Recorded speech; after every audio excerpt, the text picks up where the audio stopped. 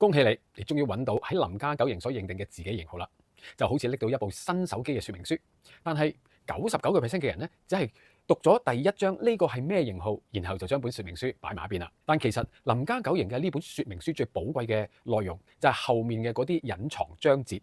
林家九型嘅地圖其實係畫好晒你嘅成長方向啦，同埋情緒問題方向。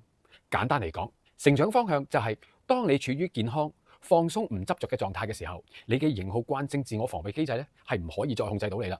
而你嘅型號人格嘅陰暗面咧，亦會慢慢變得光明。而呢份光明面係令你更加完整，呢個就係你嘅升級嘅路徑。